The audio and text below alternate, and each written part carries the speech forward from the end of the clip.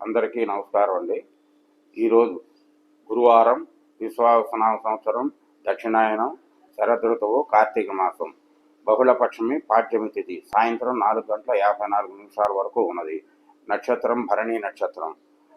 ఉదయం దుర్ముహూర్తం ఈరోజు ఉదయం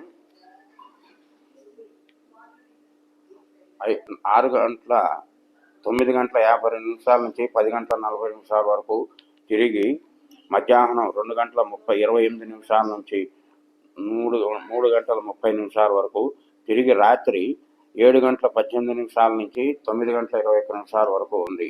ఈ సమయాల్లో మనం ఏమైనా కార్యక్రమాలు తలపెడితే ఆ సమయంలో చేయకుండా మిగతా సమయాల్లో చేయవలసినది. గురువారం అంటే ఇవాళ చాలా ప్రీతి.